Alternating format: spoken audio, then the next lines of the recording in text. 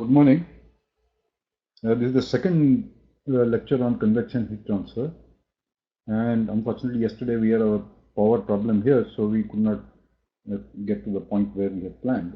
So today we will pick up from where we left last time, and first we will look at the hydrodynamic boundary layer in a little more detail, then move on to looking at thermal boundary layers, and then we'll see how to derive the conservation equations. Okay, so let's start off by looking at the hydrodynamic boundary layer. Yesterday I had described how the fluid elements in contact with the surface get the same velocity as the surface velocity. That is the no split boundary condition. And because of that, fluid elements further away from the surface, they get retarded until we form a region up to which that effect of the plate is felt, and that region we called as the boundary layer. And we are looking only at the isothermal fluid mechanics, so that was what we called the hydrodynamic boundary layer. We will now, I was showing you some pictures, so let's go back to that picture and see what we are.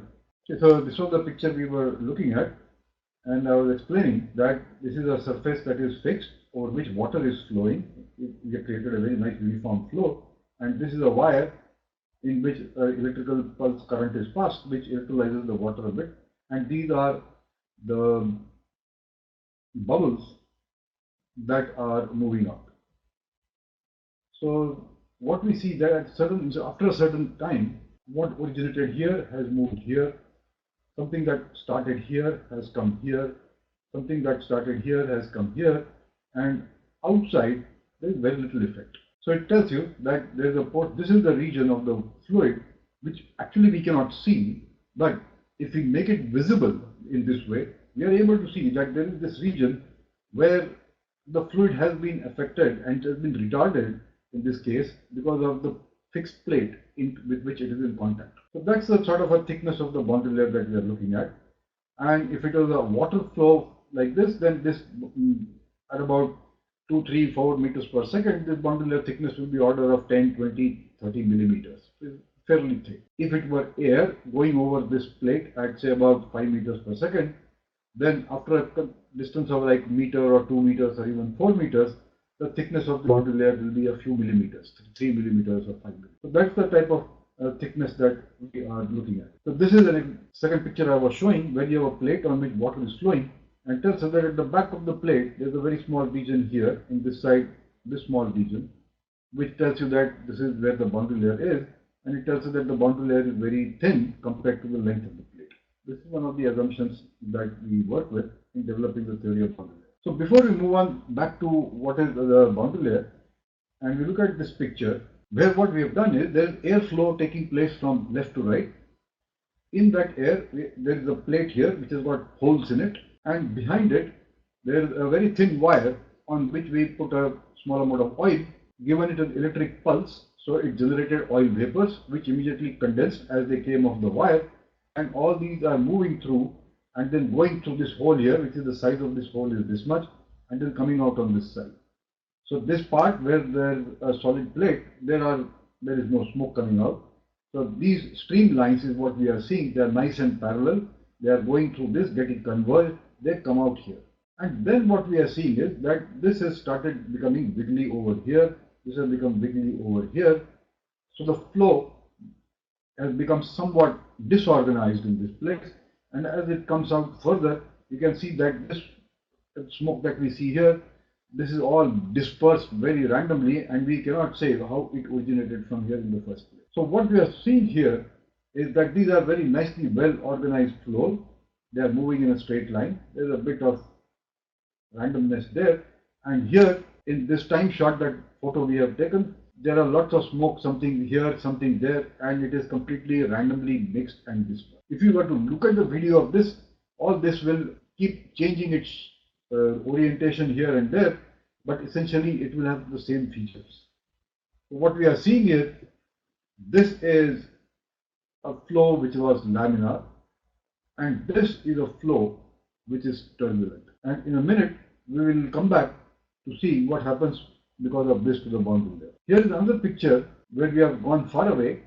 So here is the smoke that is coming through the plate. This is the plate over there, and you can see that as it goes further it breaks up, and finally in this entire region the smoke has got dispersed in bits and pieces which are moving around in a very random manner. So this is what we call isotropic homogeneous turbulence. That means at any point whatever turbulence level was there, it is the same over here, it is the same over here, and it is equal in all three directions. We'll come back to that in a minute. This is the next picture which shows what is the how can we see the turbulent boundary layer at the wall. So what we are seeing is that this is the wall, there is water, this is boundary layer in which this is a wind tunnel, so there is air flowing from left to right, and what has been done is a fog of tiny oil droplets has been introduced into the laminar boundary layer. So further upstream where it was laminar, a little bit of smoke has been put, and you can put this as dhoop batti, smoke batti, or you can even take some oil, heat it up and get the vapors. And here is what we see happening. At the surface, this is what is happening where the smoke was injected. Outside, it has not gone. So that fluid which was there is there, and it is going about in a lot of random ways over here. You can see that the edge is no longer smooth. These are not appearing like straight lines, and if you were to take a video of this, it will keep changing with time within this space, with a sort of a imaginary boundary over there within which this whole action is happening. So smoke was put, and what they have done is put a vertical sheet of light and then taken this photo. It can be a still photo. These days one can even take videographs, and then that qualitatively to tell us a lot of things. These days we are even able to take these photographs and learn a lot of quantitative things about the nature of this boundary. Okay, so this is a picture of a slightly different type of a configuration. The shape here is like sort of a wedge, and the flow is from left to right, here to there. And what has been done is they put a little bit of, this is I think water flow. Okay, if you look at this convex surface, this is what they have done is they have taken titanium tetrachloride and it is painted on the front part of the model in a wind tunnel. So this is an object where we have painted a little bit of titanium tetrachloride over here and then put the air in motion, and here is what you see. The titanium tetrachloride comes out, it becomes visible like a fog, so it illuminates the flow, and these particles are so small they are actually moving with the fluid particles. So here you can see they are all moving in a very thin organized layer somewhere up to this point, which means that the flow up to this point is laminar. And then something happens and this then takes off over there, and behind this you can see this whole dispersion that has taken place. This has become turbulent, and actually what has happened is this has gone there and this flow is beginning to come back over there. So what we have seen here is separation. So there was laminar flow, it became somewhat turbulent, and then we have turbulent flow with separation. In the second picture, what they have done is put a little bit of an imperfection at the beginning of this, which is called a boundary layer trip, which causes the flow to become random. So there is some turbulence already, and very quickly you can see that this edge, after remaining nice for a very short while, immediately starts to become jagged here. So you can see this whole place where the boundary layer is still attached to the surface, but edge is jagged, so it is now turbulent in nature, and it continues like this for quite some time behind this, and this then opens up here. This separation of this flow seems to be going like that, whereas this flow seems to be coming off like this. So this shows that what happens when the flow is laminar and on a concave surface, why it separates. And here we see that if the same flow were to be made turbulent, it remains attached for a much longer time over the concave surface or convex surface, and then it separates. So this is how severely turbulence can impact the nature of the flow, and this has implications for convection heat transfer. So we'll see that in some time now. So these are the type of things that we can do an experiment and learn what is actually happening, and this gives us very important insight into what to expect. For instance, what has been done here is that because the flow becomes turbulent and it remains attached, we get much better aerodynamic performance, and there have been many cases. You can see aeroplane wings where this sort of a device has been put, so the flow over the wing becomes turbulent, remains attached, and you get better aerodynamic performance. The same thing will do with heat transfer also, as we will see.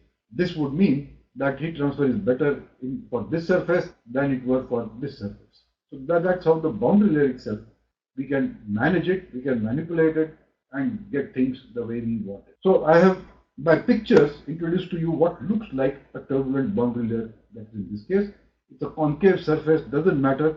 Even if it were a flat surface, you would see the same thing happening, but it would take a little longer distance for the same thing to happen. Before we leave these pictures, I just want to leave you with the thought that this is an idea called flow visualization. It's a lot of art, it's a lot of science, and it produces beautiful pictures and videos which graphically tell us a lot of things about what is going on. And once we see what is there, then no matter what else the theory tells us or a computer simulation tells us, we know that practically this is what was happening. I need to see this elsewhere also. This is a very powerful technique even for engineering, practicing engineers. If you want to design, like I was showing you the motorcycle yesterday, you do a visualization and one will see what is the impact of the tire on the cooling of the engine cylinder. This sort of a technique will give us a very quick answer to that, at least qualitatively, and these days even quantitatively, with the type of changes that have taken place in imaging techniques and image processing techniques. Even heat transfer can be made, you can visualize it. We'll come to that a little later, how it is done. But there are many techniques, and one can still invent more techniques to see what actually is happening. So the basic idea is that with this is a thing, flow visualization. We can use many ways of doing it, and this tells us a lot of very nice, important features about what happens in a fluid flow, and we can use that to do a lot of development, engineering, all that type of work. So we will leave the pictures now and come back to the idea that, well, what happens in the boundary layer. So first let's just revise what we looked at yesterday, and what we have is that there is a surface on which we said there is a uniform flow coming in. We give this velocity u infinity, and what we said that these elements at the surface which were there, these are fixed, that is a no slip boundary condition, and then gradually the effect of this retardation follows, and finally we get a region outside which this retardation is not felt. So this is the boundary layer, this is the free stream flow. And we said that what is happening here is that at any point this velocity is 0, the velocity at the edge of the boundary layer, this we will say is u99, which is 99% of u infinity. This is over there, after that it remains like that, and inside this there is a profile that emerges like this. That means that velocity at each one of these points is something. This is exactly what we saw in that photograph. Now what is happening is, if you look at very quickly qualitatively, that if you take a control volume, say, which is like this, now what do we, okay, sorry, here, not this one, then what we see here is that at this inlet plane, the velocity everywhere here is uniform and u infinity. Whereas on this plane, at every point, the velocity is less than u infinity. That's what this curve is telling us. What it means is that a certain amount of mass flow occurred at this surface, and less than that happened at this surface. This is a solid surface, so fluid can come in or go out from here, and this being less than this, we have to have conservation of mass. That means there has been a mass outflux out of this control volume. This is the important thing about the boundary layer, that it produces this outflux away from the wall, and this produces a small v component to the velocity, which in this case did not exist. This is one hallmark of the boundary layer. The second thing that happens in this is, because the v component is there, the streamlines in this part, which was all straight, by the time they come here, the streamlines start moving away from the surface. That small v component is doing this to the streamlines. And this is where the crucial action of the boundary layer actually is. Okay, so now having defined this, we will then see what happens to the boundary layer, how it becomes turbulent. But before we, since we have used the word turbulent and seen some pictures, let's list out what are the characteristics by which a flow in some region can be considered to be a turbulent flow. In some other regions, it is a laminar flow. So there are three characteristics by which one can say, and say that if I take an element here and ask the question, is the flow laminar or turbulent, how do I make that decision? If I take a control volume over there and say, well, is this flow laminar or turbulent, what do I need to do over there? So we have 3 points, all of which, if they are satisfied, we say the flow is turbulent. And these 3 are that first, the flow at a point must be unsteady. That means you stand there and take a lot of velocity measurements and plot it with time. So this is time, and this side axis we thought velocity, which is velocity at this point. It could be u component or it could be the v component, doesn't matter, or the w component. And what we will see is that the velocity is completely changing with time. If it were a laminar flow, this would not have happened, and you would have seen just plot like that within experimental uncertainties. With turbulent flow, this is what is happening. It's going up and down. That's what's that. So it is unsteady. Laminar flow is steady. The second thing is this motion is random. This variation is random. So it is not that you have a nice flow which is like this. This would be a periodic flow. But what you have seen here, as I have drawn, and if you draw a continuous line on it, it will be then something like this. This is completely random. That means the variations in this unsteadiness are completely random. And the third hallmark of a turbulent flow is what is called that there is transverse mixing.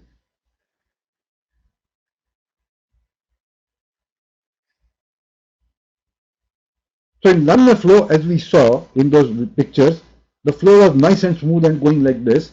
And then at some point we saw that it started going wiggly, and then there was all jumbling up of the smoke. What it showed us there was that smoke that started off like this here, after some point, some of it went there, some of it went there, some of it went there, and like this it started mixing.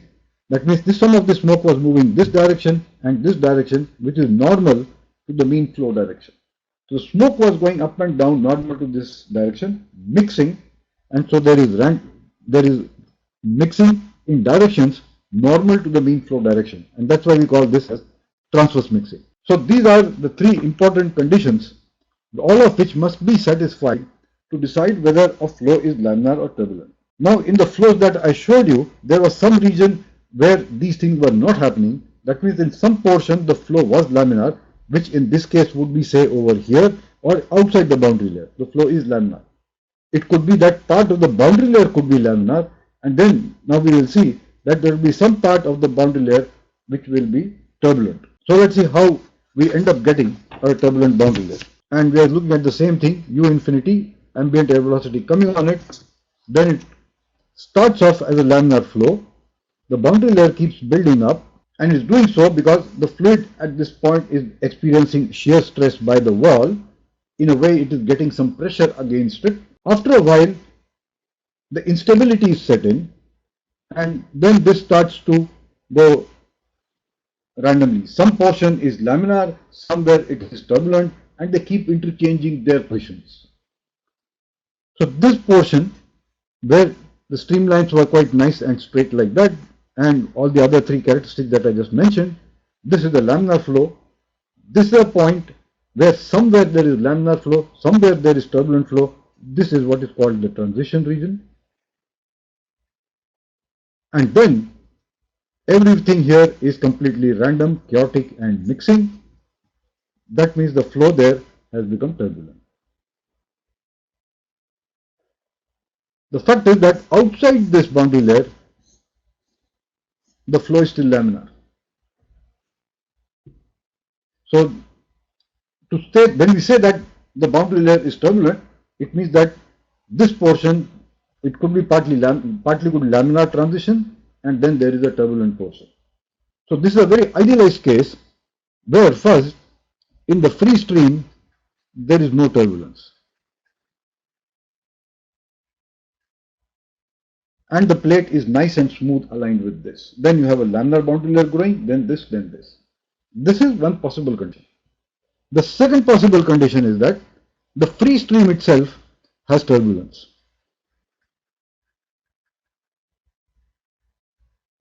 Which means that this fluid which was coming in came out of that wire mesh picture that I just showed you. That means this had some fluctuating part which we denote by u prime, which is some sort of the standard deviation of all that time dependent velocity that we have measured. So there is some u prime over there. So this started off as a turbulent flow, in which case from here itself a turbulent boundary layer will begin to grow. So you will have the growth of a turbulent boundary layer right there. There will be no laminar boundary layer if the free stream had turbulence. The entire boundary layer will always be turbulent. There is a third possibility that the leading edge of this, or there is some obstruction there, So there is something what is called the wire trip, which I showed you in the last picture there. That means we placed something here over there, sort of a wire or some rectangular cube or something, over which the flow went and it partly became turbulent very close to it. But then that turbulence prevented laminar boundary layer from forming, and the boundary layer grows as a turbulent boundary layer. So if you have a rough edge at the center, rough starting edge or the rough leading edge, then the boundary layer will grow as a turbulent boundary layer. So there are three conditions that we have to look at. Partly there is laminar flow and then turbulence, or the whole boundary layer itself is turbulent. So these are three things that come up, and that tells us that what this mixing is doing is, because this fluid went from here to there and some fluid there came down over there, it was physically moving around, which means that it took its energy to this point. This fluid element got its fluid energy to this point. This was not happening in this case. Okay, so this is as much as we want about the hydrodynamic boundary layers. And just to summarize this, we have the plate where we start X. There is uniform flow coming onto it. We have to specify whether the free stream turbulence is there or not, and whether the leading edge is smooth or not. These are two cases where this thing will not happen. Initially, the boundary layer will grow as a laminar boundary layer, and then it will grow as a turbulent boundary layer, and at any point we will denote this thickness by delta H, which depends on the X location, which is the distance from here.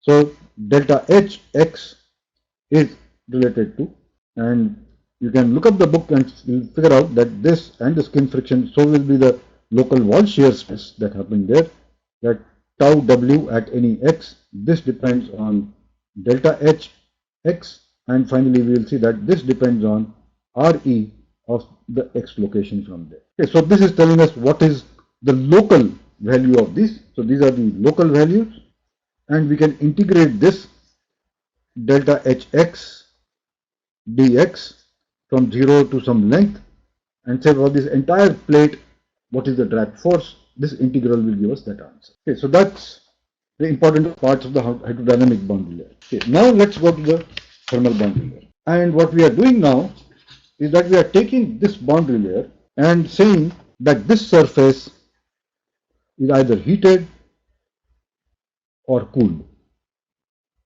So this fluid temperature is T infinity. This surface temperature, say, is uniform at TW. And for the simplest case, I am taking this condition. Practically, it could be that TW wall temperature is changing with distance, or we could have a second point that the wall has a constant heat flux thing, like an electric heater. So two boundary conditions are possible for this surface. For simplicity of discussion, we will look at TW only. From there we will learn what happens, and then we will see how I can write conservation equations. What we will learn from this discussion will be applied to this, and also to the point where neither of these are true. There could be a situation where the surface is got some temperature here, some temperature there, some temperature there, and like that. So now let's ask, if I impose, say this surface is heated and maintained at a constant temperature, what will happen to the hydrodynamic boundary layer, and what will happen to temperature profile in this flow? So what we look at is, we have to look at a condition where we now have to wonder, well, what is how is energy transport in the fluid taking place? And that will determine how much energy is taken off at the surface. That is what we are interested in. And how does this energy get further transported into the fluid flow? To look at that, there are two phenomena taking place. And this is where now we are looking at the thermal boundary layer. That in general, any fluid that is flowing,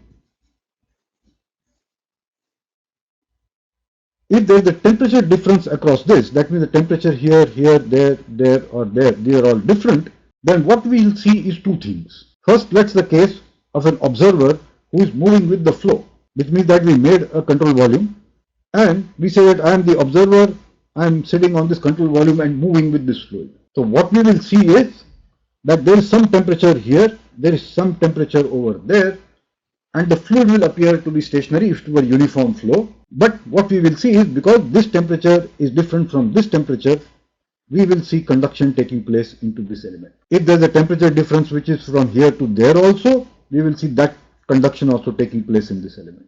So what we are saying is, even though it is a fluid, it has thermal conductivity, and the mechanism is exactly the same as the mechanism that we have learnt in solids. This is not due to bulk motion of the molecules, but molecule to molecule transmission of energy. So this is nothing but minus k, say in this case, say dt dy, if this were the y direction.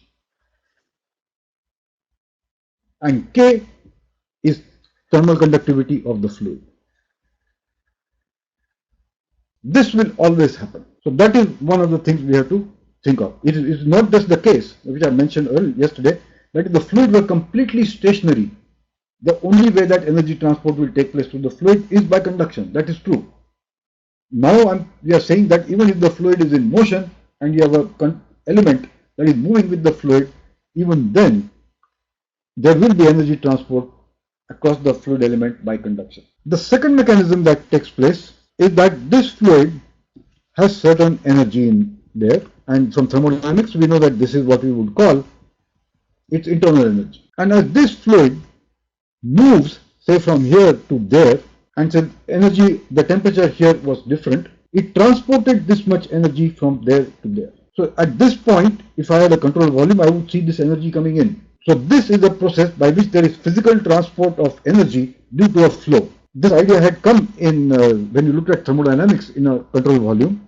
We said that if it is an open system and said this is a system boundary,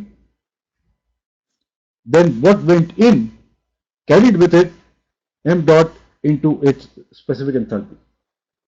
That's the energy that went into this. This is what is happening here also. So this is called, so first part was conduction in the fluid. The second, we could call it advection. The physical transport of a heated or a cooled fluid element from one region of the fluid to another region of the fluid. Both together is what we call convection.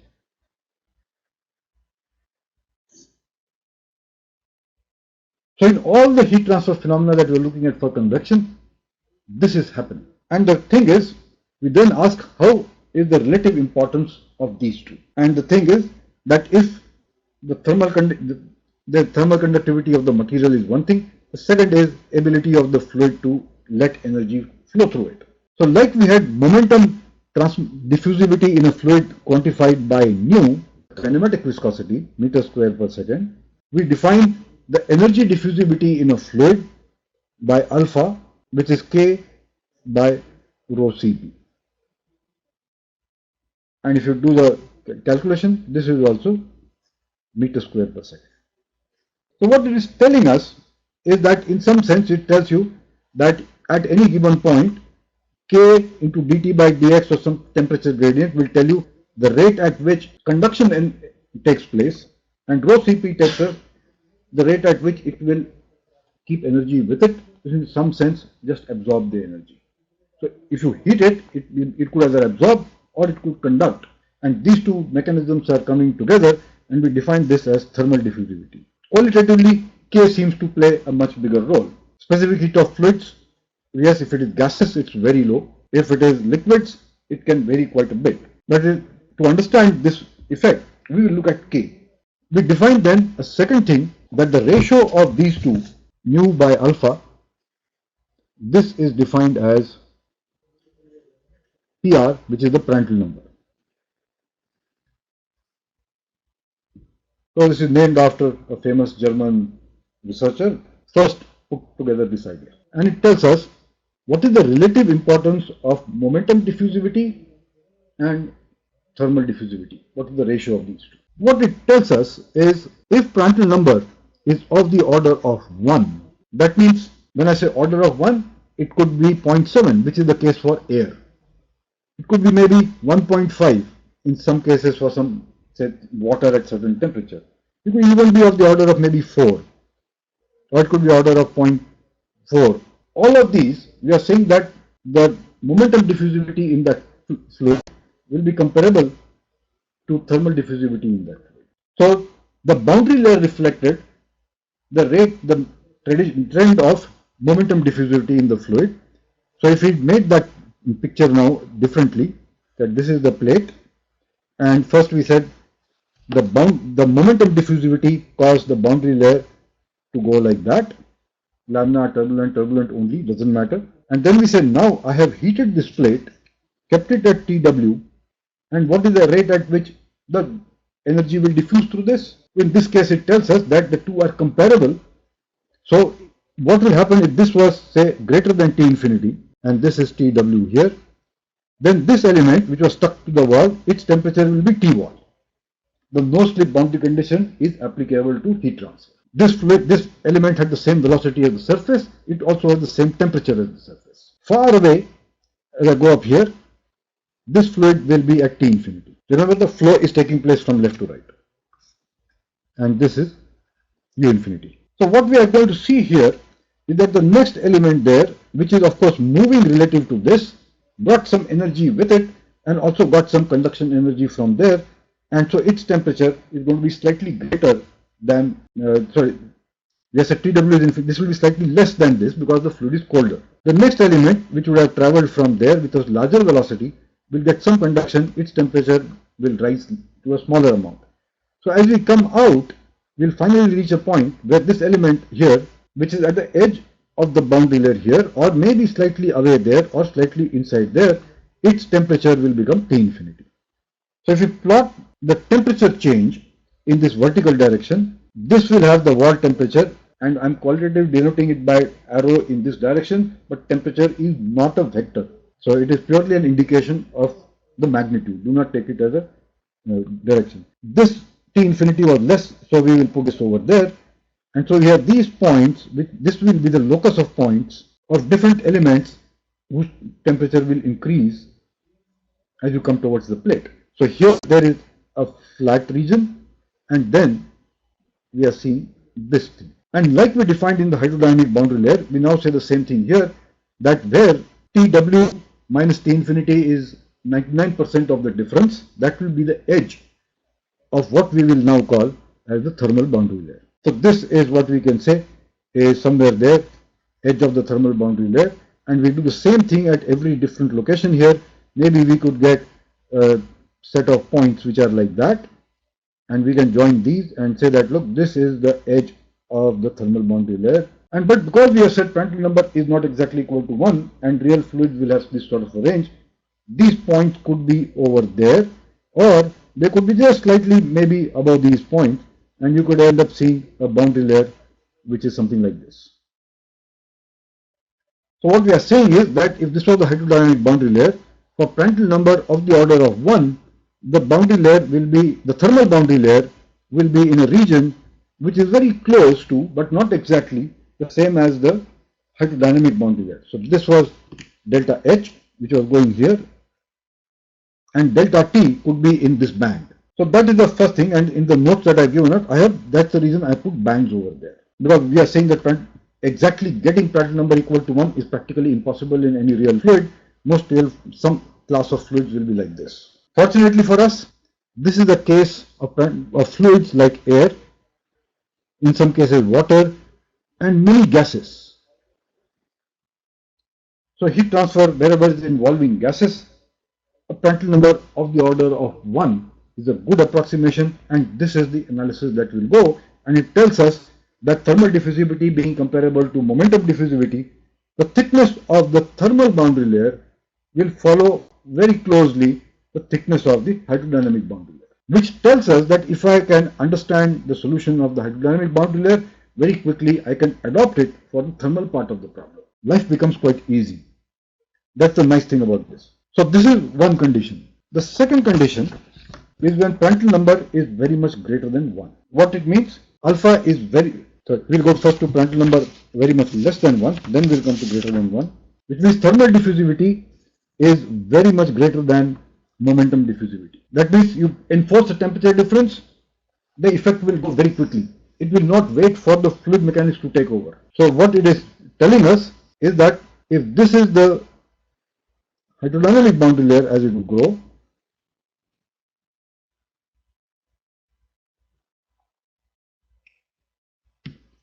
and then we enforce on this a volt a TW greater than T infinity,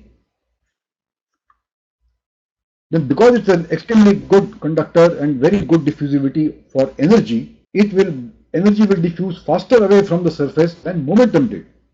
Momentum diffusivity was determined by the boundary layer thickness. Thermal diffusivity will be determined by the thermal boundary layer thickness, which in this case is much more.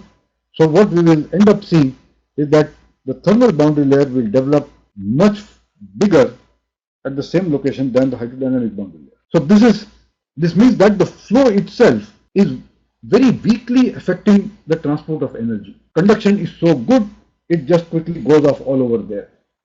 Irrespective of whether the flow was laminar or boundary layer, it really becomes very less important in this particular case. And in the idealized case for theoretical consideration, even if you neglect this, you would still get this type of an answer. So why is this important? Prandtl number very much less than 1. Well, you have all these cases of liquid metals. Yesterday I was showing the example of aluminum die casting.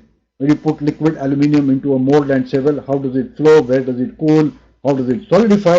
Well, that is governed by the fact that its Prandtl number is very much less than 1. So making aluminium, even yesterday we saw some pictures of steel, all of them are in this category. We also have a very important category that comes up, where among liquid metals, we use liquid metals like sodium and potassium. And an example of where they are used, liquid sodium cooling, is a fast breeder nuclear reactor. The reactor core is something which is very compact. It generates a very large amount of volumetric heat generation rate because of nuclear reactions. This is very large. So you need very good cooling. Water, of course, water doesn't give you that much cooling. Temperatures are high. If it boils, then there's a problem. So the strategy that is used in this is that in nuclear reactors, the core is immersed in liquid sodium or a mixture of liquid sodium and liquid potassium. This is Prandtl number very much less than 1 case. Heat transfer is much higher than what you would have got with Prandtl number about 1, that type of a fluid. So this is another example. And then there are some examples from internal combustion engines where you want to cool the exhaust valve. So the valve, which is like this, instead of making it solid, they make it hollow. This is filled with sodium and finally closed at this end. Sodium being a liquid metal, it melts at the temperature of the exhaust valve.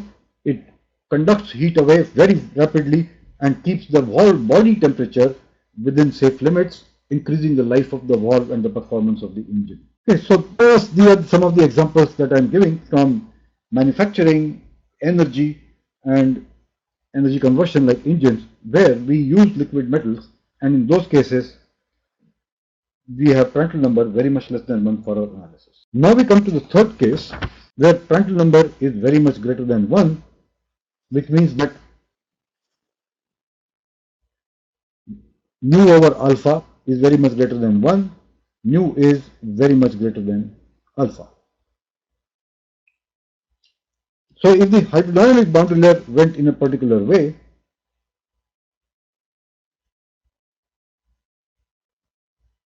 the thermal boundary layer could not grow so fast because thermal diffusivity is much less than momentum diffusivity. So what will happen in this case is like this. The momentum diffusivity went off there, but thermal diffusivity got stuck over there.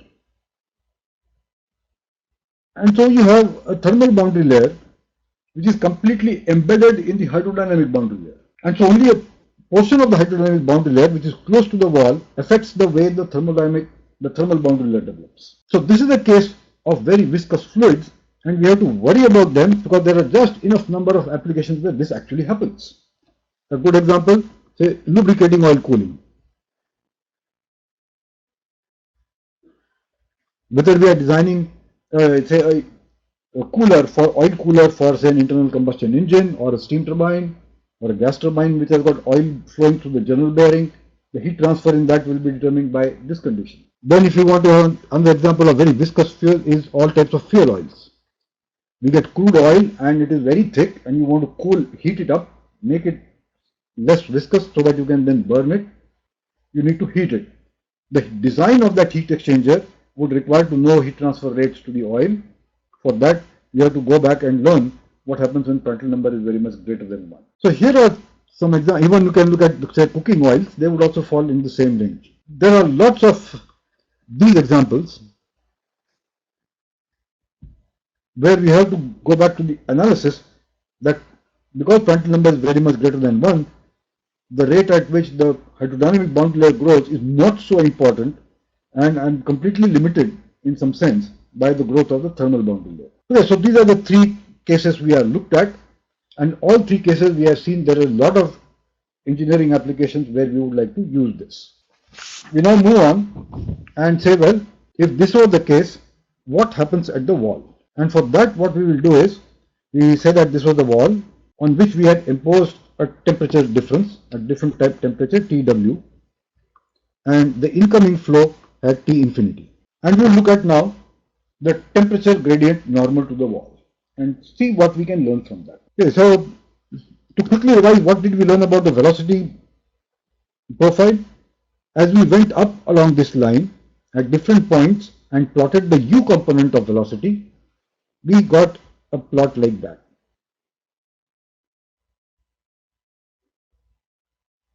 So at some point we said that this is 99% of u infinity, this was our boundary layer, and these were the velocity part over here. And here it becomes constant. And we saw yesterday that the wall shear stress at the small element over here, this is given by mu du dy, the gradient, evaluated at the wall. The shear stress at this wall, this will not be called the wall shear stress, we will say call it 0.1. So tau at 0.1, this will be mu du dy at 1. At the wall, that 1 gets replaced by tau wall, which is the wall shear stress. That multiplied by the area gives you the force.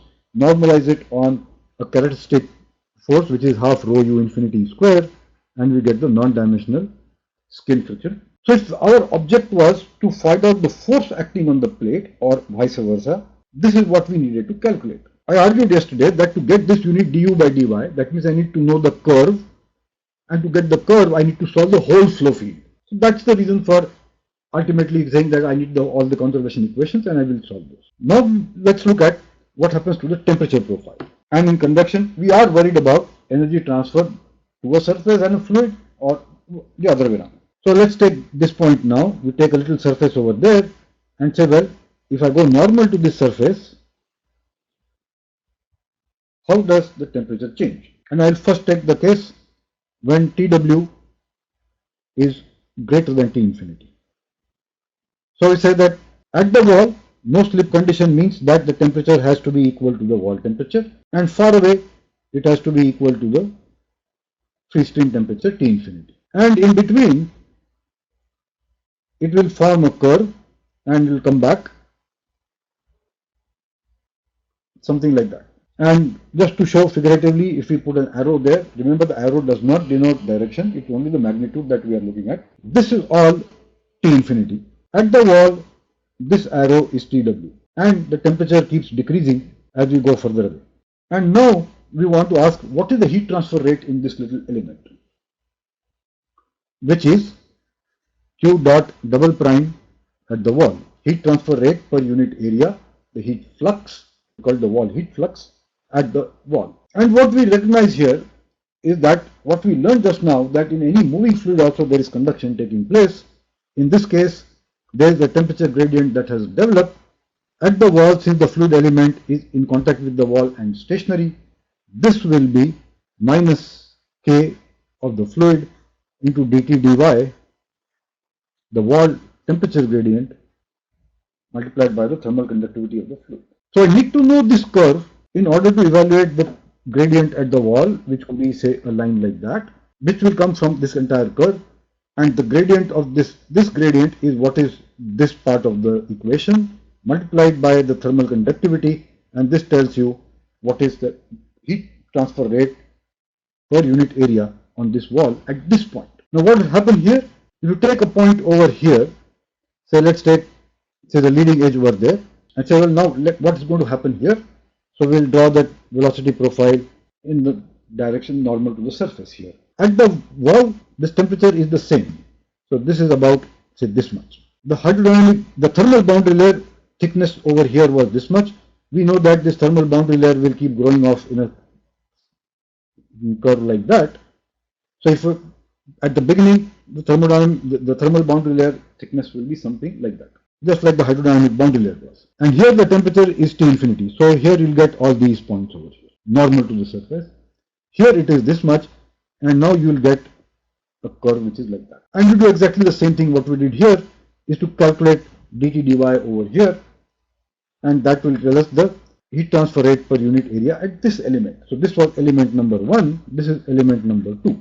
Same equation applies to both of them at the wall. Quantitatively what is different now is that this slope is much greater than this slope. So dt dy at the wall at 2 is very much greater than dt dy at the wall, which means that the wall heat flux at 2 is much greater than the wall heat flux at 1. The same area here is good for heat transfer, same area here is not so good for it. Something is happening, and that is where our definition of the thermal boundary layer thickness helps us to understand what's going on. That this was the growth of the thermal boundary layer, and as we go on here, this slope will keep becoming more and more like that, which means the local wall heat flux is x dependent.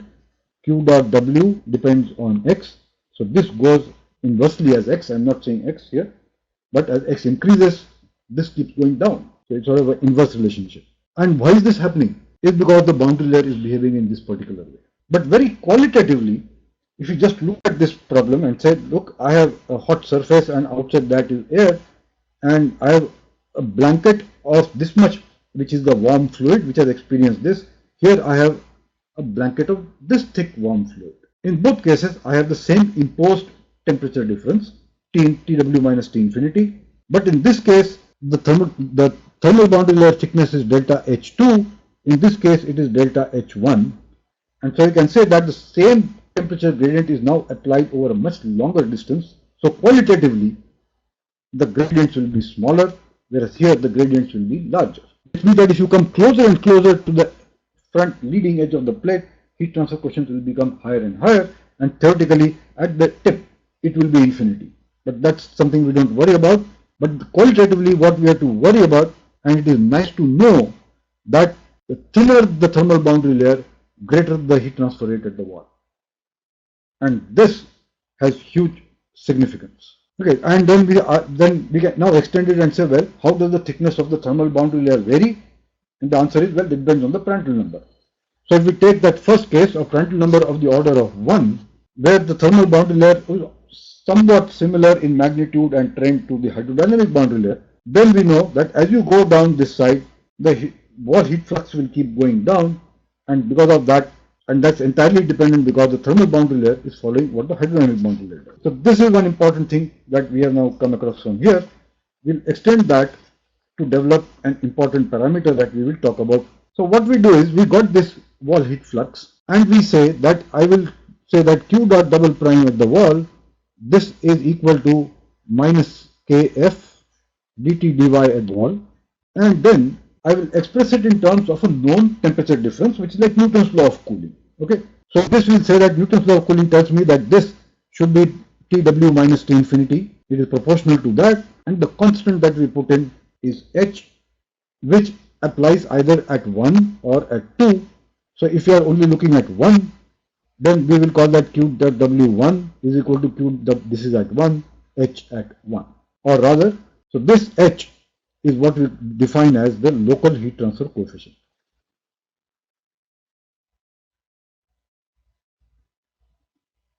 So we have developed one very fundamental and one very important term in the context of convection heat transfer. The definition of local heat transfer coefficient. It is denoted, in this case, we have to tell local means where. And local means applicable to a small space, a small area on the surface. So in our case, if it is 1, then this was x1, which is this much. In the case of 2, x will be this much. So we say that this depends on x, which is hx. If it were a circular cylinder on which heat transfer is taking place, we would denote it by h theta, depends on the angle on which you are looking at. So like that rotor forging that I showed you yesterday, depending on, this was circular, and then if we say that I measure theta from here, then the different surfaces, locations on this rotor will have different local heat transfer coefficient, which will denote by h theta.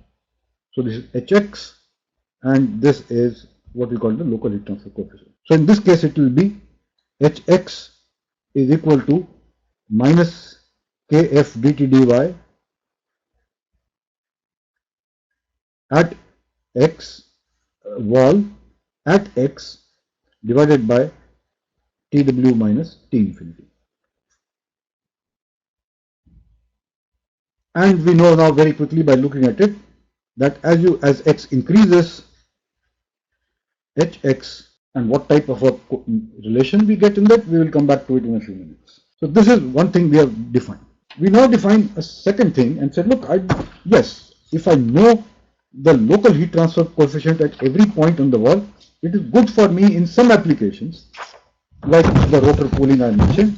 It is good for some applications like, say, the turbine blade cooling, where certain points it is hot, certain points it is cold. So I do need to know hx, and this is important for my engineering. The same is also the case with cooling electronics or cooling an LED, where you have heat generation taking place and you say, look, I have a chip which is this big, which is generating heat. This could be an LED, or it could be a microprocessor or a graphics processing unit, whatever it may be. But I need to know that at this point, which is point means a distance of say 0.1 mm by 0.1 mm, or maybe even less, I want that in this point the temperature should be less than a certain value, say 65 degrees Celsius. In that case, knowing the heat transfer rate from the whole chip does not tell us the answer. We need to know what is happening on that little element over there, for which we need to know the local heat transfer coefficient at that point. And in this case, it will vary in both the x direction as well as in the y direction. So it will be h. So this will be a two-dimensional plot of how this heat transfer coefficient varies over this entire surface. Preserve the life of the chip. We would like that hxy in a certain portion of the chip should be so much and of such a magnitude, so the temperature is limited to the range that we want. There are applications where hx is needed, it is important. This is one class of problems. The second class of problems happens, and many of the engineering we will do here is, look, I don't care really what happens on the here or here or here or here. I just want to know what the total heat transfer from this whole plate. That is what I want to do. At least as a first guess in most applications, that's what I want to know. If I have an electric heater, I'm putting certain heat transfer through that electric heater, say the coil in a geyser. So you have it is a cylindrical surface, of course, not a flat surface. But if I'm heating it electrically and I know that Q dot is something, area is known, so Q dot double prime at the wall is known, the question I want to ask is, what is the peak temperature at the wall? For that, I need to know Hx. That is governed by the flow on this thing. But if you only want to know what is the average temperature that this whole element will take, we have to do something more than just work with Hx. So what we do in this case then is simply integrate it. So what we are going to do is say that, okay, this little element, it was Q dot double prime at the wall at that x over an area which was delta x. So this much heat transfer took place from this little element. And if I want to know the heat transfer taking place from this entire element, then of course I have to add up all of these. So this will be at say x1, then Q dot double prime at the wall at x2 times delta x, assuming that the elemental size is the same, and we add up all these, and this will tell us the total heat transfer at the wall. No longer do we put a subscript x, because now this is for the total wall. And having done that, we can then express this mathematically instead of a summation, which is like a finite difference summation, as an integral of q dot double prime at the wall x dx, and the integration being carried from x equal to 0, x equal to L, where L is the length of the plate. So x equal to 0 is the leading edge, and that's where our coordinate system begins. X equal to L is where the trailing edge comes in. So that tells us that this is the entire plate whose length is L. And so this will tell us the total heat transfer rate, and to explicitly say what we are looking at, you'll find that this has been put in some text by Q dot L. Some books will refer to as Q dot WL, and in some cases you can also write that this is Q dot at the wall 0 to L, or Q dot, sorry, double prime is gone now because we integrated it, Q dot 0 to L. The prime is gone now. Prime was per unit area. Now we integrated over the area, and something that I have not put here is that the depth of the plate normal to the paper, that will come here, say W. If W were 1, then the formula becomes what it is. So this tells us how to get the total heat flux at a surface. And this was one of the things that we needed to know. And what we have learned so far is that, okay, it depends on the development on the fluid, it depends on the hydrodynamic boundary layer, and it depends on the Prandtl number.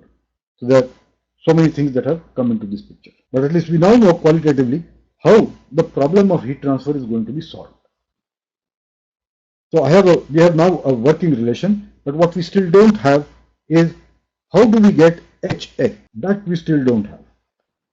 So what is the relation between Hx and, in some sense, the flow, or we may call it, or the hydrodynamic or thermal, the boundary layers?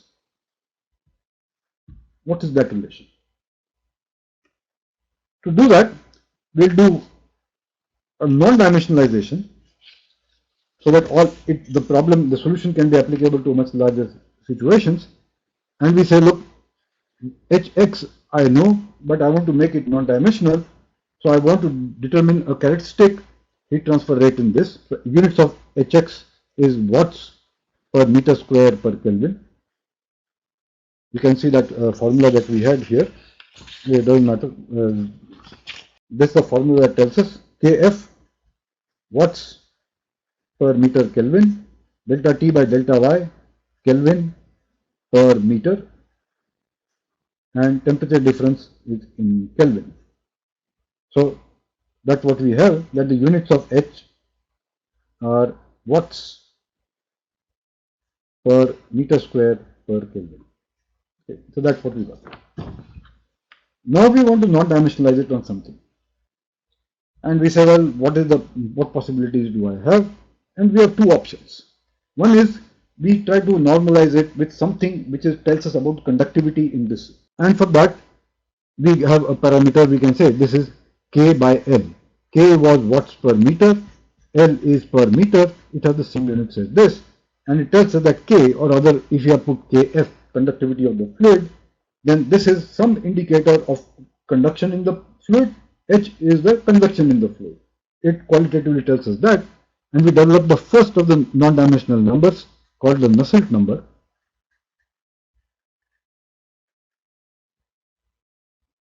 And in this case, we are looking at the local heat transfer coefficient. So we will call this the local Nusselt number. This is the local. And this we define as Hx upon Kf upon L, or this becomes Hx L upon Kf. L is a characteristic length in the problem. In this particular case, it is the length of the plate, not the width of the plate. So the width of the plate does not affect the hydrodynamics or the thermal boundary layer. It is the length of the plate that matters. So that's why L is here. And we can also define, like we define the integral of Hx as H. So if we say that wall heat flux was done that way, we can then define the total heat transfer coefficient, or this is the average heat transfer coefficient.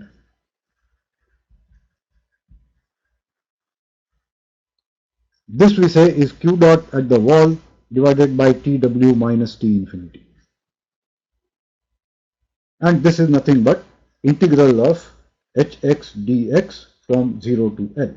So we have another working relation that we will use, that Q dot at the wall is average heat transfer coefficient, which we will denote by h bar. So this is h bar into the temperature difference that we are working with, Tw minus T infinity. Other working relation we got a local relation, we got the average relation. So this is the total heat transfer rate and the average heat transfer coefficient. Now we can define another Nusselt number in terms of h bar, which would be h bar upon h bar into L upon Kf, and this we defined as Nu 0 to L bar. That means this is the average Nusselt number for the plate from length L equal to 0 to x equal to 0 to x equal to L. So this is the average Nusselt number.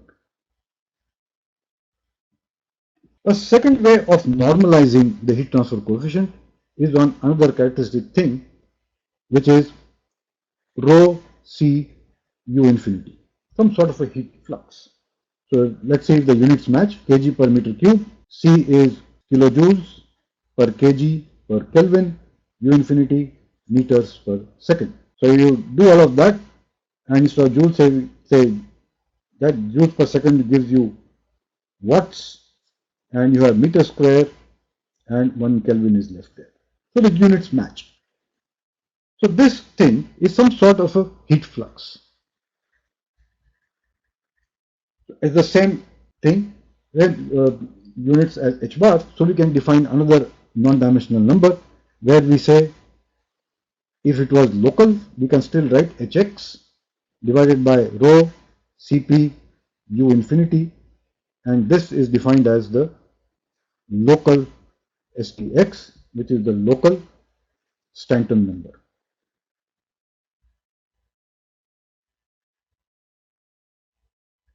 And its counterpart for the average heat transfer coefficient, h bar upon rho Cp U infinity, and this is Stanton number 0 to L average. So that's your average Stanton number.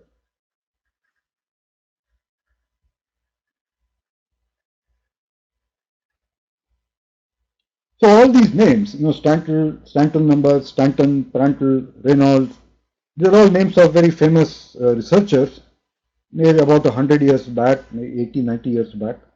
They were the first ones to have pioneered this thinking, which we are all learning now. That's why these names are there. So we have now defined a whole bunch of non-dimensional numbers that we are interested in. And remember, Nusselt number is defined for everything. Post convection, pre convection doesn't matter. We did not make that assumption there. It is h bar. So in that sense, if you want to look at global application, Q dot W equal to minus K dt by dy at the wall is universally true. And so is the local heat transfer coefficient definition, and then we can normalize it in which way. It does not matter on the problem. The reason for doing all of this is that finally we will get the answers as of where you have either the Nusselt number maybe or the Stanton number, local or the average one.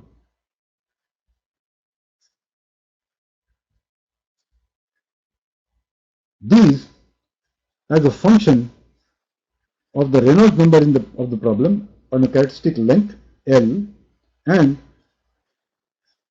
the Prandtl number. This is for forced convection,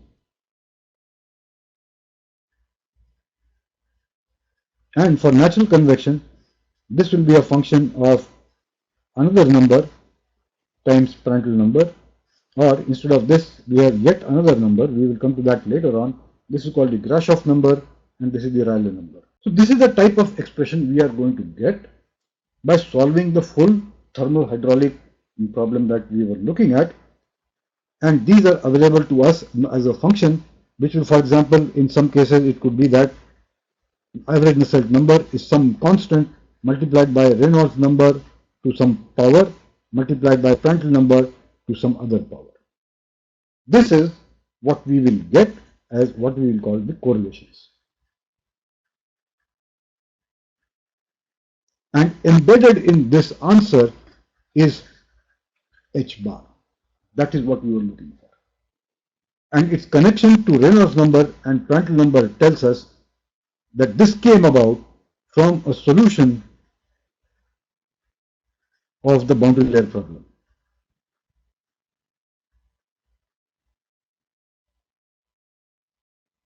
Okay, so that is the whole approach to convection heat transfer. So in the end, what we will do is we will not be going into solving the boundary layer problem in detail, but we will say that, okay, I know what the geometry of my problem is, what is the fluid, what is the Reynolds number, that part I know. I need to know some place where I can go and pick up which correlation to use. That is central for this time being.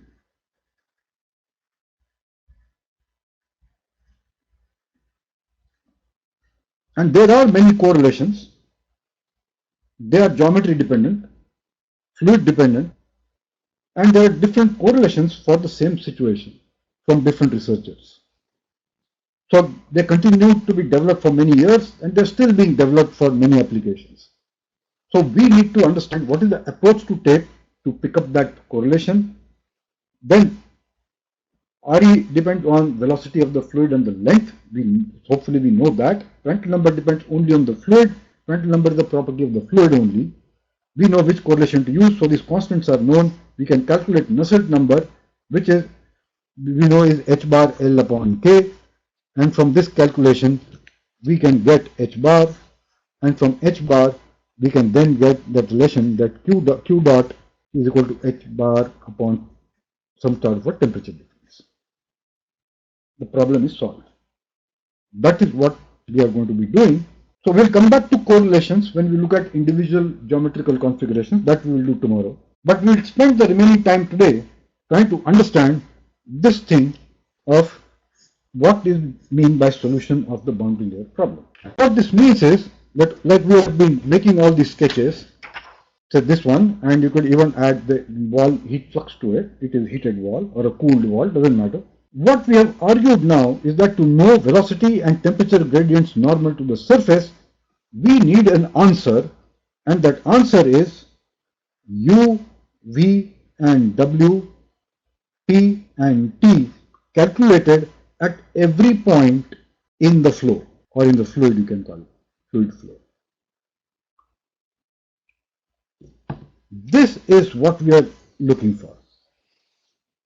That if I know all these parameters at every point here, here, there, everywhere, then I know the temperature gradient at this point, I know the velocity gradient at any point, I can calculate the slopes and get not only the heat transfer coefficients, but I also get the wall shear stress. So I can get both the drag force and the heat transfer rate from that solution. So this would ideally be the case, that if you have a problem, we do what we have learnt in all our other courses.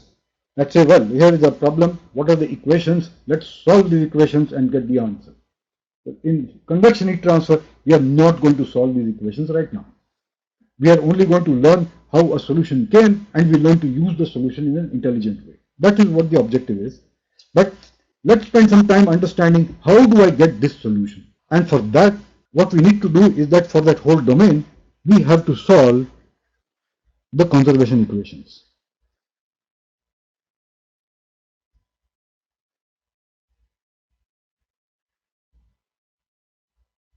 So what we do is we write the equation for conservation of mass, then we write conservation of momentum, and if it is an isothermal problem like all classical fluid mechanics is, these two are adequate. But if we are looking at convection heat transfer and we want to know the temperature field, then we need conservation of energy. So what we are applying to the fluid, conservation of mass, conservation of momentum, which is the second law of motion, and conservation of energy, which is the first law of thermodynamics. We can write these equations in two forms, differential or integral.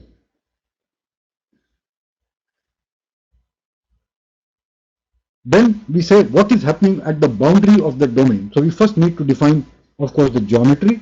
It could be that motorcycle cylinder or the LED heat sink in this case, or the tubes of the heat exchanger that I showed you yesterday. So that's the geometry. Then we define what is the fluid flow domain.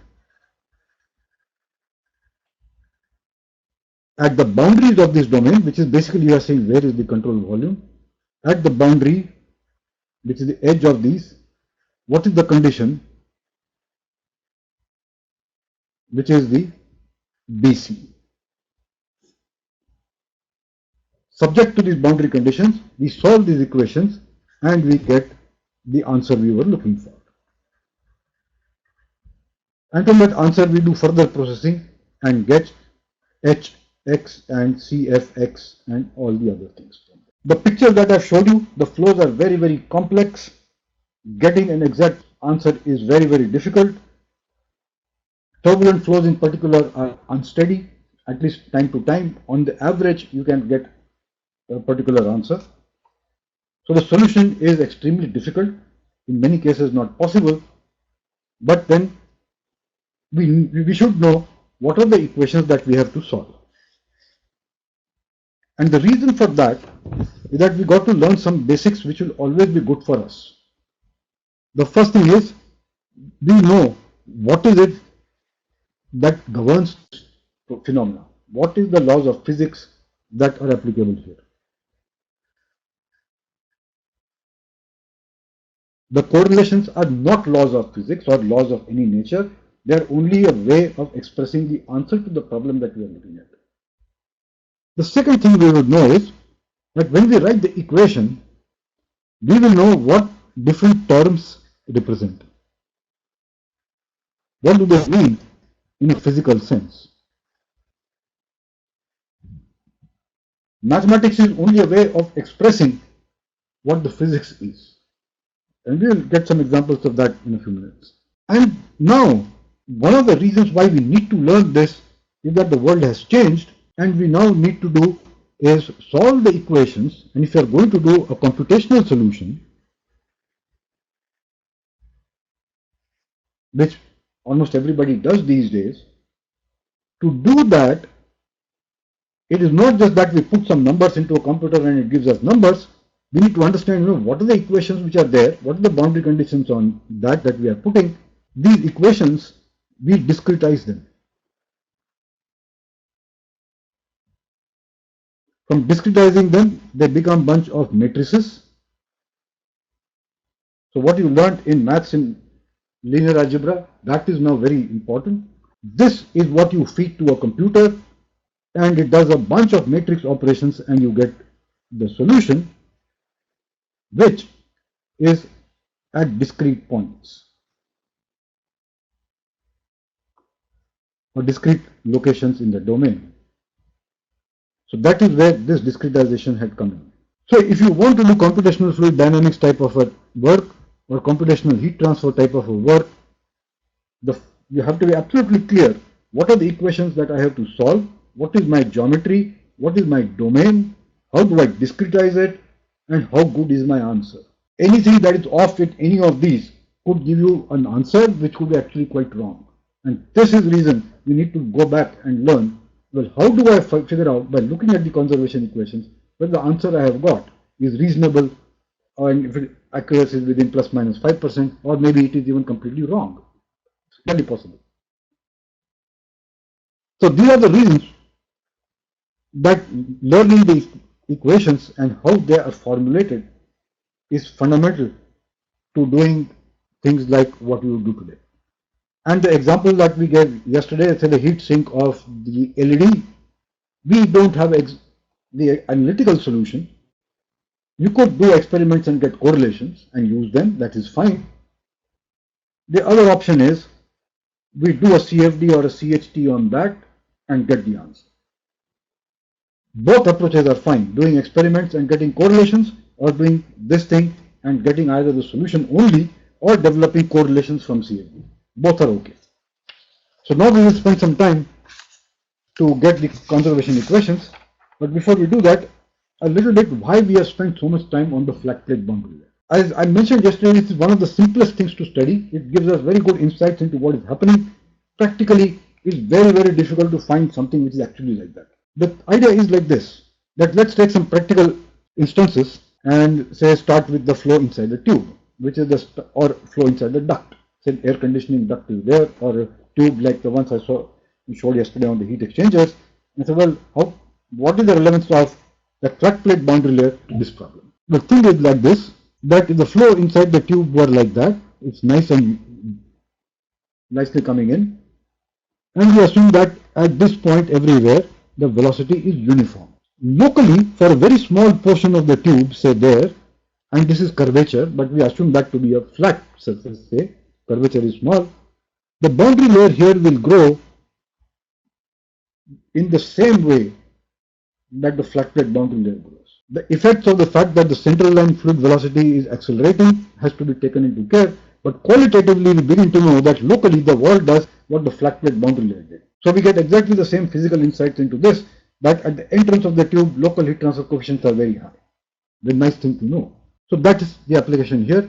Gradually, the boundary layers should of course grow and merge. We'll come to that later on. There is the case of flow across a cylindrical object. And when I say cylinder, we could even take any other bluff body and approximate it as a cylinder.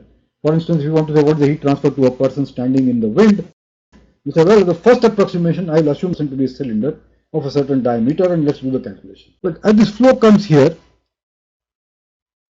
this will bend and go off like this, and then do various things on the side.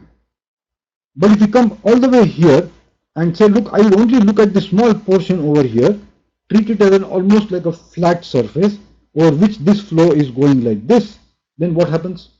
Well, you say, okay, this is almost like taking a flat plate over which the flow is like this. The boundary layers will begin to grow from here. And that tells you something very quickly, that boundary layer thickness at the nose is 0, which would also mean for the heat transfer problem that you get very high heat transfer rates at the nose of this object. Once the boundary layer has continued to grow, the fraction will keep getting less and less. Heat transfer rates in this local portion here is very high than this or some compared to this. That's important qualitative information to know, and this is not just good for a cylinder, but you can also extend it to say the motorcycle cylinder that we saw yesterday. A third example that you would look across say gas turbines or steam turbines or many other applications is flow over an aerofoil. And say, well, if the flow is coming like this, what happens? And if there's no heat transfer, it could even be, say, the flow over a windmill, blade of a windmill. We know that this flow will come there, and some of the flow will bend and go this way, the rest of the flow will come and go this way. And at least qualitatively, if you want to know what happens to boundary layers on this, you say, well, no, there is a stagnation point over there, so boundary layers will grow like this, and this boundary layer will grow like that. And so you can see that as this thing goes here, what happens to the local skin friction coefficient, or if it is heated, what happens to the local heat transfer coefficient. So thickness of the boundary layers as they grow, they will tell you what is going to happen on this, and it so turns out that the boundary layers become quite thick by the time it comes to the end of the blade. So this is a portion of the blade, and that runs very, very hot, say in a gas turbine, for instance. So that is where the designers then focus their energy, that I need to cool this part, I need to maybe cool this part in some other way, I need to cool this part in some other way, and then you invent new types of cooling systems for blades. That's how things have happened and continue to happen in the development of aircraft engines. Okay, so having said that, let's now look at the conservation equations, and we will derive the conservation equations in two steps. First, we will do this for the boundary layer.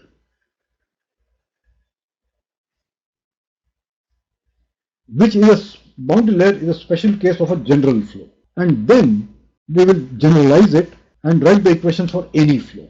So it's not necessary that from here we can get one-to-one correspondence here, but we can get insight of how we did this, then we can get it. Alternately, we can start from the general derivation of the equations, many of the books would have that, and then argue that how do I simplify this equation for the boundary layer and get the equations of the boundary layer. In the notes, I have followed this thing, but you can look up books where this entire approach is given. It is fairly long, exhaustive, and complex. I'm not going to go into all the mathematical details of that, but give the essential features that are being captured by these equations. So we look at what is known as the boundary layer approximation. And the boundary layer for us was that in this plate, this was the hydrodynamic boundary layer, and maybe wherever it was, maybe there, maybe somewhere there, the thermal boundary layer. And we say, I will do one thing in the differential form of the equations first that we will look at. We will take a small element,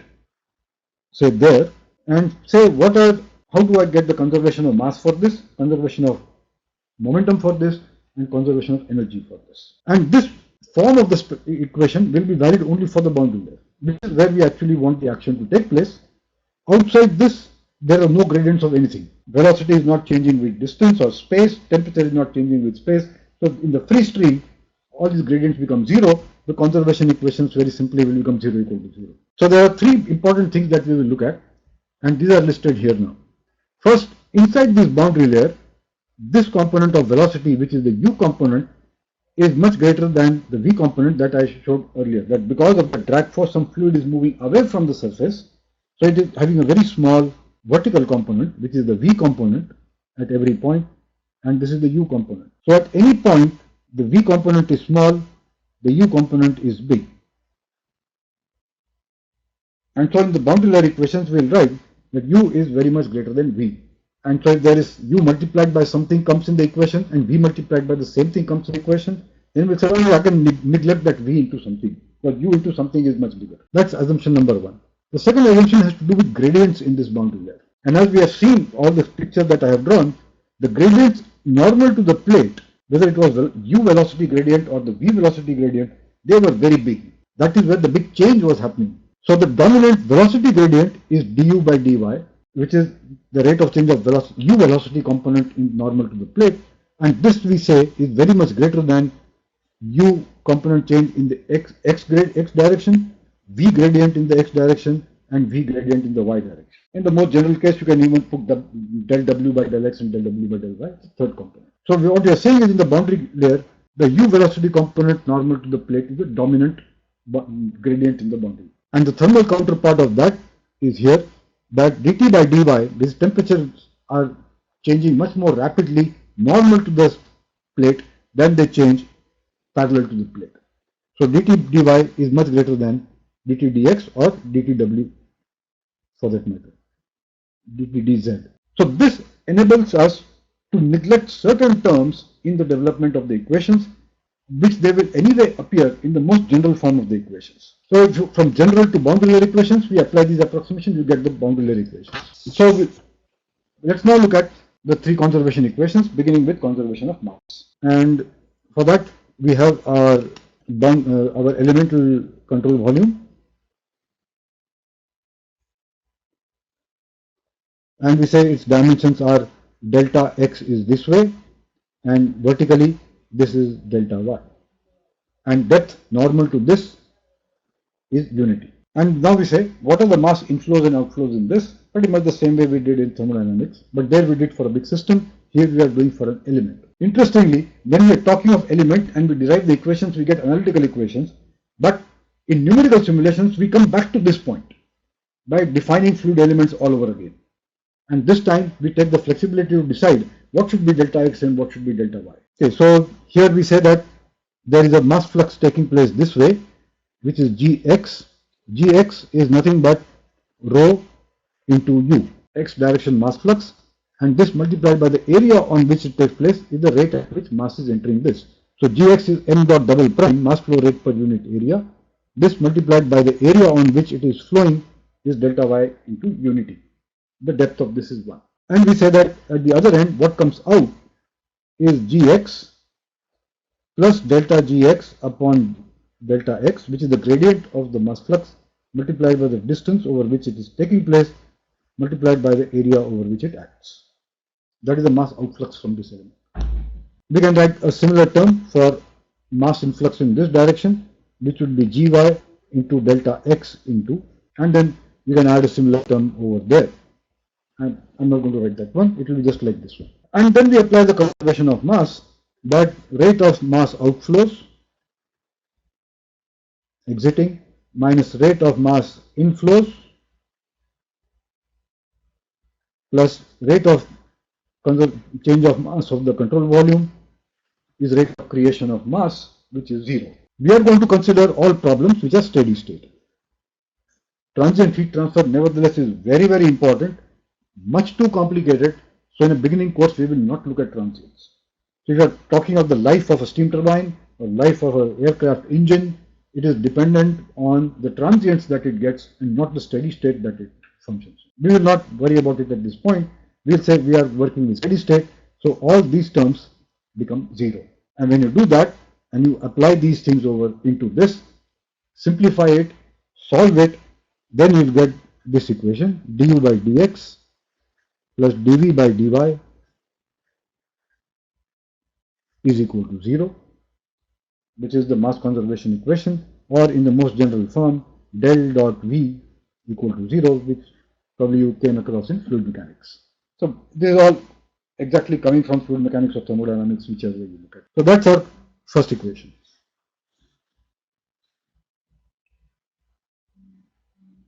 The second equation we get is conservation of momentum. So our element is now going to be this one.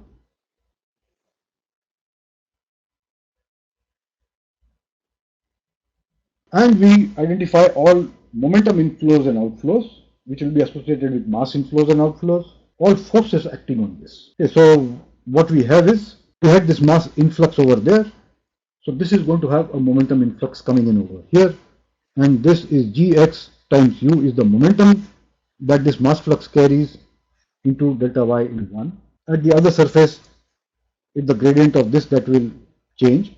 This is the into delta x multiplied by delta y into.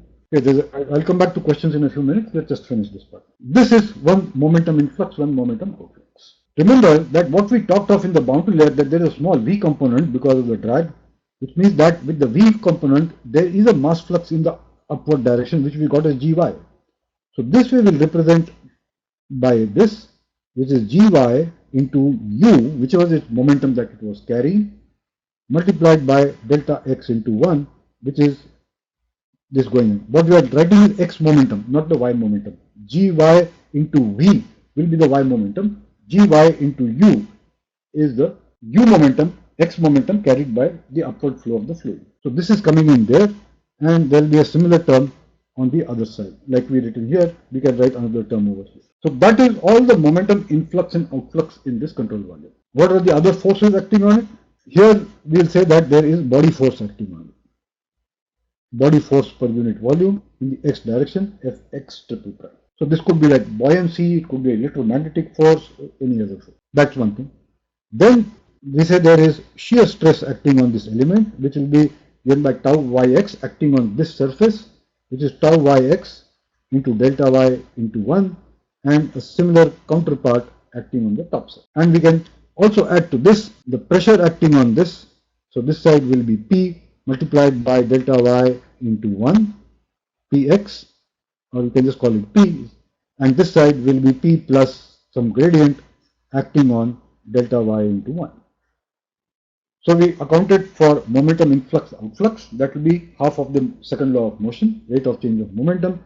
This has to equal the sum of forces applied on this element, which is a body force, the shear force, and the pressure force. So we can write all of these things together, equate it, and solve it, and finally we will come up with this answer that for x momentum, the boundary layer equation becomes du by dx plus v du by dy. This is equal to minus 1 upon rho dp by dx plus mu del square u by del y square. So it is exactly the same equation that you have got in fluid mechanics. We are getting it here now. And what these terms represent is like these two terms represent momentum influx and outflux. This term represents the pressure term, and this is the shear. In its most general form, what I have not included here is the body force per unit volume. We can add that also. And in most general form, this becomes d dv dt plus delta p. This is equal to mu del square v plus the applied body force field. So here I put the force field. If that force field were there, we can just add to this. So that's the x momentum equation, and from this equation we can simplify it and get this equation. We can get the y momentum equation, we can get the z momentum. So that's what the conservation of momentum is. And now we look at this again. You probably have come across this in fluid mechanics. It's exactly the same. The third one that is now of interest to us in convection heat transfer is applying the conservation of energy. So we redraw this element and say what are all the energy inflows and outflows in this, and we'll apply to that the first law of thermodynamics to this control volume. So we start putting these things together. First thing that we will put is conduction. So I mentioned that no matter what the fluid does on the element in the fluid in motion, there will always be conduction related to the element. And that is the first term that we will put here, that this is q dot x in this direction, which is minus k dt by dx. And similarly, there will be a counterpart there, which will be q dot x plus delta x. This will be q dot x plus dq dot x upon del x into delta x, and then multiplied by all the area and everything. Okay, so the net energy going in by conduction in the x direction, energy going in by conduction outside from the x surface. Then the same thing would happen in the y direction. So you have conduction q dot y over there, and this will be again q dot y plus delta y. And you can write an expression for this similar to this expression. That is thermal conduction in the fluid. The next thing we will put is convection, or you may call what we call advection, or what we got in thermodynamics is energy in flow associated with mass flow. And this we will say is E dot convection at x, and the counterpart of that, this will be E dot convection at x plus. So this is what we got in thermodynamics as mass flow rate multiplied by the enthalpy plus kinetic energy plus potential energy. We are neglecting we can in the full general sense include the velocity terms in that energy term, but here if we and you are not changing too much on the element, we could even do away with those. But that is what these two terms represent. Similarly, there will be yet another term there, which is energy inflow into the element at y, and one coming out here, which is E dot convection at y plus delta y. So that is energy inflow due to the fluid that is bringing its energy and taking it out. The other thing that it does, we will add here, is W dot, which is work done on this by body forces. That is, the body force is acting on it and pushing it a certain distance in the x direction or the y direction, doesn't matter which one, it's a scalar. That work is being done on this fluid element, so we have put that. One more thing that we will add here is that there could be heat generation in this element. That symbol that we used yesterday was G, and this is Q dot triple prime due to a source, or it could be a source or a sink. So there are two things that are happening on the element itself. One more thing that is now remaining is what happens here. This is work done at the surface by the shear force, and a similar term over there, work done by shear at y plus delta y.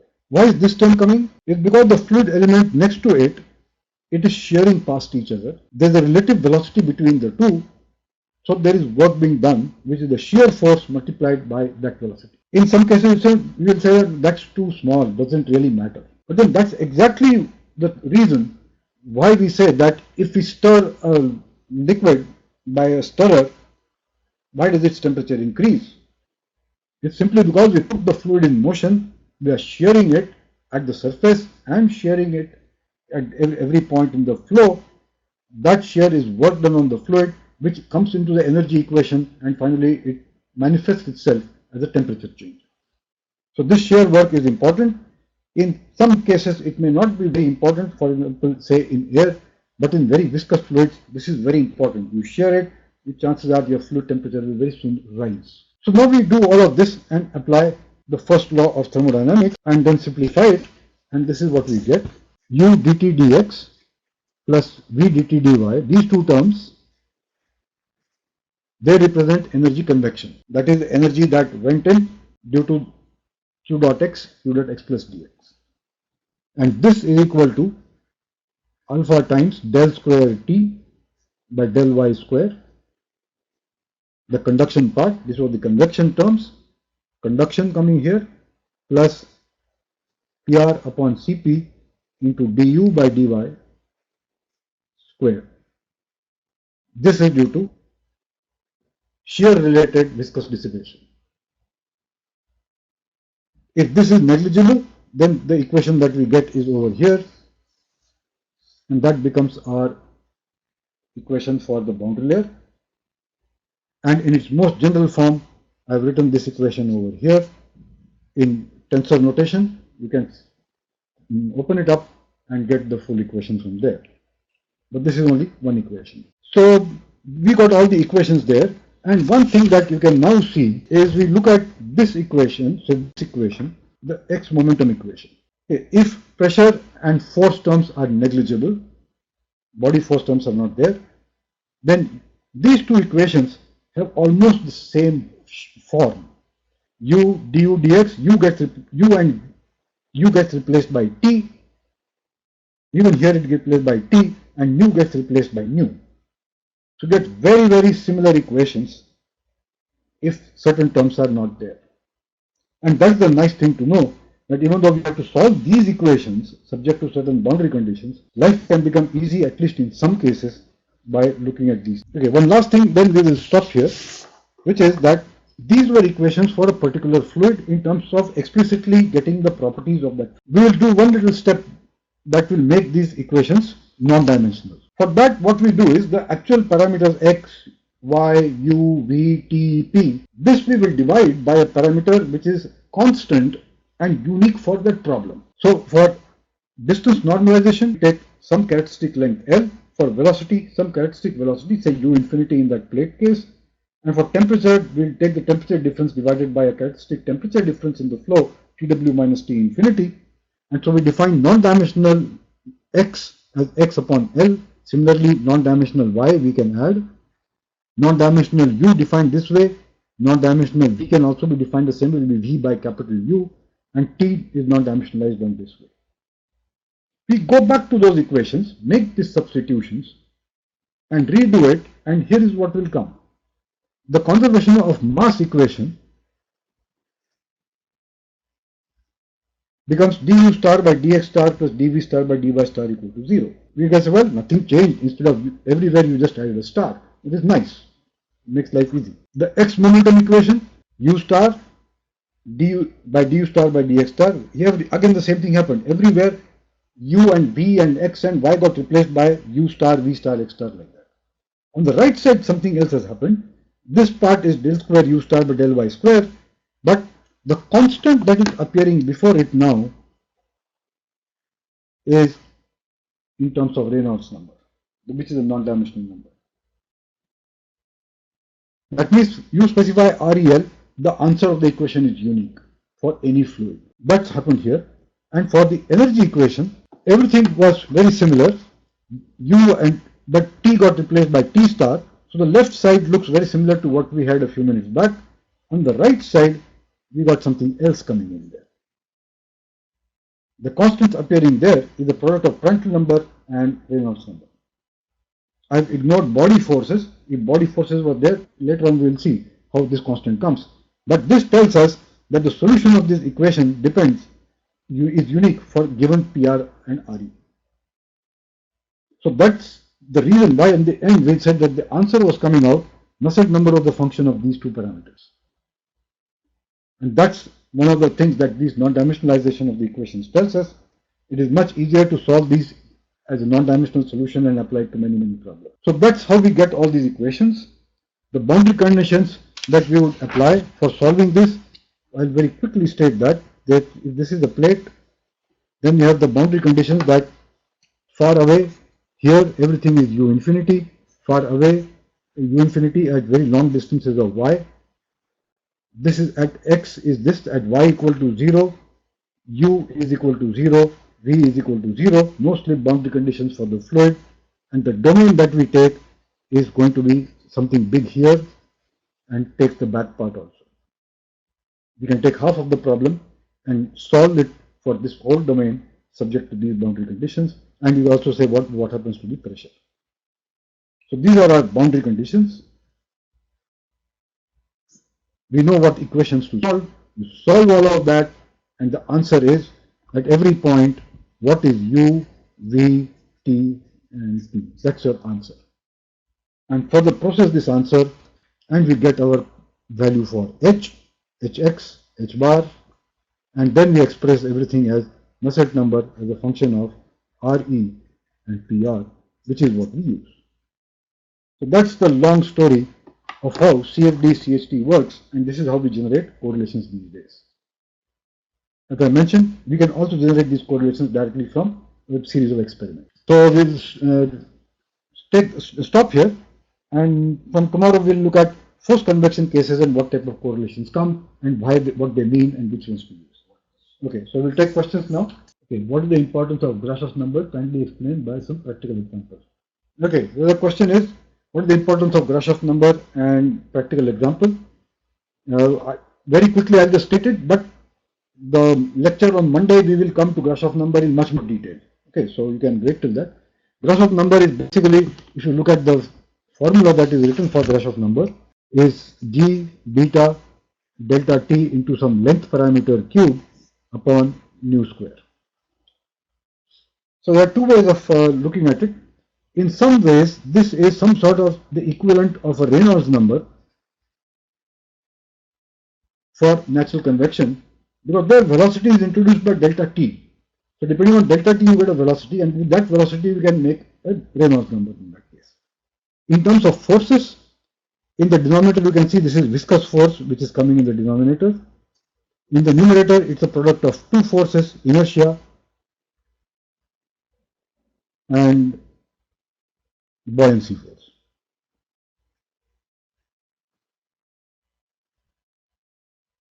But I'll come back to this in more detail and see why this matters, and also why not just Grashof number, but we'll also look at Rayleigh number. So just we'll wait till Monday. Tomorrow I will look at forced convection over a flat plate correlations, forced convection, then we look at inside tubes, and forced convection over cylinders and spheres. And Monday we will come back and look at natural convection or free convection in much more detail. Okay, any more questions? I have given out the notes. There are a few typographical mistakes in it which I will correct and put out. And if you have any doubts or queries about the notes or any of the lectures, please do post it on the forum. And if you want some other aspects to be more detailed into the notes, that are suggestions also you can put up. I'll take care of. Okay, it says, please explain advection in detail. Okay, so what do we mean by advection? And what I've said is that a fluid which is moving,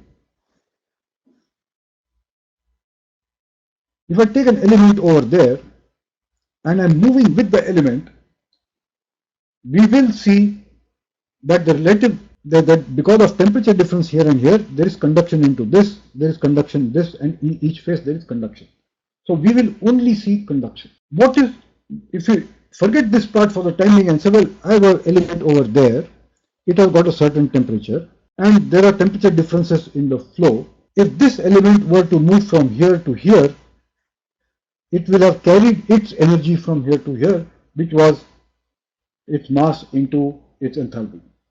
So there was energy, physical energy transport from here to here. Is an element here, which was in this region, say the fluid is hot, closer to the plate, and far away the fluid is colder. And if it becomes a turbulent flow, then this fluid element could take some path and become like that. What it did, it had nothing to do with conduction. It was happening, conduction was happening anyway. But what has also happened now, it took its energy and moved from here to here. That some energy got transported from here to there physically because of the movement of that little element. And all that would also mean that there will be other elements which would have moved from there to there, and another element which was there, it would have moved over there, and like that. So physically, the transport of energy from one region to another because of bulk movement of the fluid, this is what is classified as advection. And convection includes both, because all the energy that got transported was this plus this. And when I discussed about Prandtl number, you saw that for Prandtl number 1, these two are comparable. For Prandtl number very much greater than 1, the boundary layer is very thin. Very rarely do you get turbulent flow because it is very a viscous fluid. So the energy transfer in that fluid is determined by conduction. If you take Prandtl number very much less than 1, the physical movement of the fluid is not so important. The conduction is so good that this phenomena dominates. So that's how these things come to play in relative importance in different types of boundary layers. Okay, so this is what we mean by advection. Okay, so if there are no more questions, we will stop here and we'll come back tomorrow and continue with discussion here.